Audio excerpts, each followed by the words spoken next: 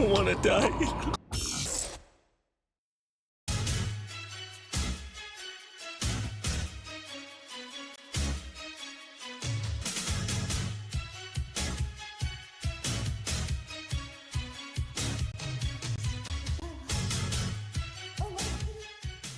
Guys, imagine तुम लोग regular basis की तरह चिल कर रहे हो but suddenly hundreds or thousands of gates starting to appear out of nowhere and it's filled with monsters.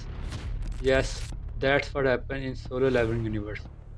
So हमारी कहानी स्टार्ट होती है एक ई रैंक हंटर संग जिन वू से, who is the world weakest Hunter, जो अपनी माँ के इलाज और सिस्टर की एकेडमिक फीस के लिए गेट्स में मिशन लेता है। मगर हर बार वो बड़ी मुश्किल से ज़िंदा बच के आता है। इस दुनिया में गेट्स और डंजन का होना एक आम बात है और सिर्फ हंटर्स इन गेट्स को क्लियर कर सकते हैं। हंटर्स की पावर को ई रैंक से एस रैंक तक डिवाइड किया गया है। गेट्स और डंजन में कुछ वैल्यूएबल चीज़ें मिलती हैं जैसे माना crystal, essence stones and monster crops. And इन्हीं डंजन की वजह से एक बीमारी भी फैल जाती है जिसे इंटरनल स्लीप कहते हैं, जो हर 1000 में से एक को होती है और जिनवू की माँ को भी बीमारी होती है। संग जिनवू एक ई रैंक हंटर है। उसके साथ वाले लोग हमेशा उसका मजाक उड़ाते हैं और उसे निकम्मा समझते हैं, लेकिन एक दिन सब कुछ बदलने वाला था। एक दिन जिन्वू और कुछ हंटर्स एक डी रैंक गेट एक्सप्लोर करने जाते हैं, मगर ये गेट एक ट्रैप होता है। ये एक हिडन डबल डंजन होता है जिसमें काफ़ी स्टैचूज होते हैं जो गोड्स के होते हैं। ये स्टैचूज सिर्फ तब तक शांत रहते हैं जब तक उनके रूल्स फॉलो किए जाते हैं, बट जैसे ही हंटर्स गलती करते हैं, स्टैचूज और उनके मिनियंस सबको ब्रूटली मारना शुरू कर देते हैं। काफ़ी हंटर्स मारे जाते हैं और आखिर मोमेंट में जिन अपनी टीम को बचाने के लिए कुर्बानी दे देता है। जब वो मरने वाला होता है, उसके सामने एक मिस्टीरियस विंडो पॉपअप होती है। You have meet the requirements to become a player. Do you want to become a player? If not, your heart will stop. So obviously Jinwoo player को सिलेक्ट करता है और यहाँ से उसकी लाइफ फुल 360 टर्न लेने वाली होती है और ये वर्ल्ड वीकेस्ट हंटर से वर्ल्ड स्ट्रॉन्गेस्ट हंटर बनने का सफर स्टार्ट करता है। द प्लेयर सिस्टम क्या है? Player system one of a kind of system है जो कि एक गेम लाइक सिस्टम है जो आपको क्वेस्ट देता है जिससे आपका लेवल अप होता है, और ये किसी और हंटर के पास नहीं है। सो यानी जितनी आप मेहनत करोगे उतना आपका लेवल अप होता जाएगा। जिनू इसी सिस्टम के अंडर अपनी वीकेस्ट टू स्ट्रॉन्गर हंटर की जर्नी स्टार्ट करता है, और ये सिस्टम आपको डेली क्वेस्ट देता है जिनमें पुशअप, स्क्वाट्स एंड रनिंग होती है, जिनको कंप्लीट करके आपको रिवॉर्ड्स मिलते हैं एंड पॉइंट्स मिलते हैं। और ये पॉइंट्स आप अपनी कहीं भी लगा सकते हैं, जैसे कि स्ट्रेंथ, एजिलिटी एंड इंटेलेक्ट। तो ऐसे ही जिन्हों एक दिन अपनी ट्रेनिंग कर रहा होता है, उसको मिलता है एक डंजन की एज अ रिवॉर्ड, और ये डंजन उसका फर्स्ट रियल मिशन होता है। तो जिन्हों अपनी प्रिपरेशन कंप्लीट करता है और डंजन में एंटर होता है। डंजन में एंटर होते उसे वेरियस एनिमीज का सामना करना पड़ता है, जैसे कि goblins and Silver Fang Lycan, and as usual Jinwoo इन सब के सामने स्ट्रगल करता है, बट वो किसी तरह इन सबको ख़त्म कर देता है। लेकिन इस नतीजे में उसकी स्वॉर्ड के 2 हिस्से हो जाते हैं। सो जिन्वू अपनी ब्रोकन स्वॉर्ड लेकर डंजन बॉस ब्लू फैंग कासाका से लड़ने जाता है, जो कि इतना स्ट्रॉन्ग होता है कि उसकी ब्रोकन स्वॉर्ड उसके सामने कुछ भी नहीं है। सो जिन्वू डिसाइड करता है कि वो अपने बेयर हैंड से इस मॉन्स्टर का सामना करेगा। यस, अपने बेयर हैंड से। सो जिन्वू अब पहले से ज़्यादा स्ट्रॉन्ग है, तो उसकी स्ट्रेंथ अच्छी है। जिन्वू और ब्लू फैन कासाके की फाइट स्टार्ट होती है, and Jinwoo literally blue fang Kasaka को गर्दन से चोक कर देता है, और इसी तरह जिन्वू अपनी पहली सोलो विक्ट्री हासिल करता है। और इस डंजन रेड के बाद जिन्वू का लेवल अप होता है। सो जिन्वू को रियलाइज़ होता है कि वो एक हंटर नहीं, एक वॉरियर बन रहा है। जिनवू की ट्रेनिंग के बाद वो कुछ पैसे कमाने के लिए एक और डंजन में जाता है जिसमें सी रैंक हंटर होंग डोंसुंग, जो एक एस रैंक हंटर होंग डोसू का भाई होता है। होंग एक करप्ट हंटर होता है जो नए हंटर्स का इस्तेमाल करता है और फिर उन्हें डंजन में मार देता है ताकि उनकी लूट ले सके। होंग और उसकी टीम उसे बिट्रे करते हैं और उन्हें dungeon boss the giant spider के साथ ट्रैप कर देते हैं, मगर जिनवू का अब कोई कमज़ोर इंसान नहीं रहा। After man handling the boss, system जिनवू को होंग और उसकी टीम को मारने की क्वेस्ट देता है, वरना जिनवू का हार्ट स्टॉप हो जाएगा। सो जिनवू पूरी टीम को ख़त्म कर देता है बिना किसी हेजिटेशन के। ये एक टर्निंग पॉइंट था। अब जिनवू सिर्फ एक सर्वाइवल नहीं, एक हंटर है।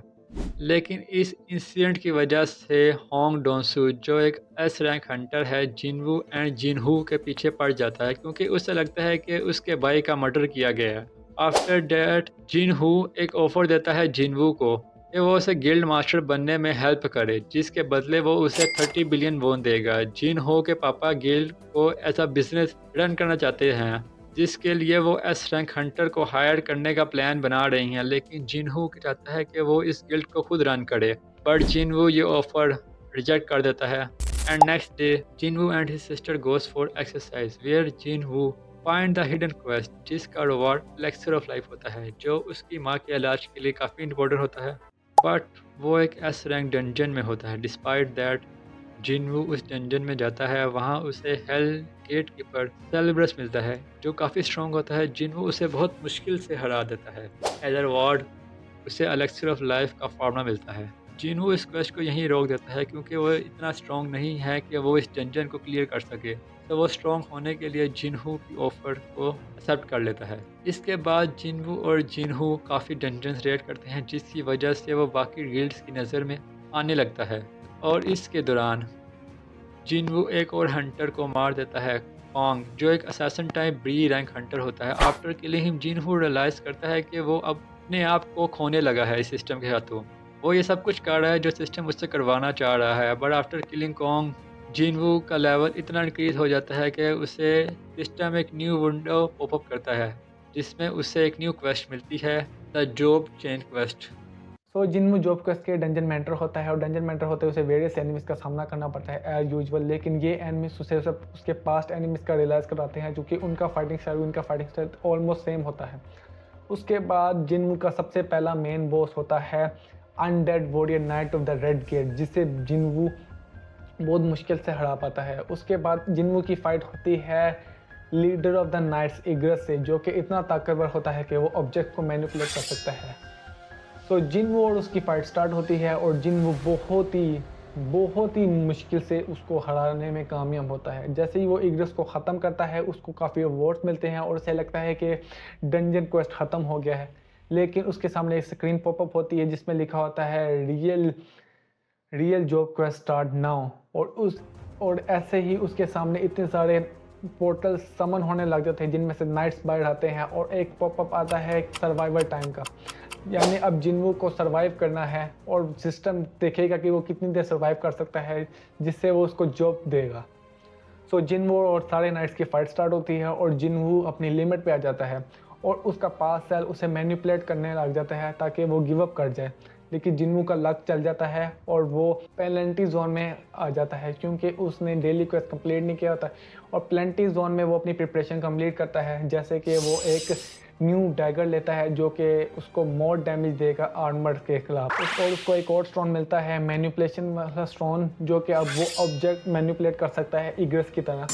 सो जिनवू और नाइट्स की दोबारा फाइट होती है। इस बार जिनवू उन सबको हरा देता है और जिनवू की ये फाइट 4 आवर्स एंड 26 मिनट तक रहती है। फाइट ख़त्म होने के बाद सिस्टम उसकी फाइट को एनालाइज करता है और जिनवू को नेक्रोमेंसर की जॉब दे देता है। तो सिस्टम एक ग्लिच आता है जिससे उसकी जॉब नेक्रोमेंसर से शैडो मोनार्क में कन्वर्ट हो जाती है और ये मेरी बेस्ट जॉब है क्योंकि इस जॉब से आप किसी भी डेड वॉरियर को अपनी शैडो आर्मी में शामिल कर सकते हैं और इसी एबिलिटी का इस्तेमाल करके जिनवू अपना पहला नाइट वॉरियर जो कि शैडो ऑफ द नाइट इग्रस होता है उसको समन करता है विद द वर्ड अराइज।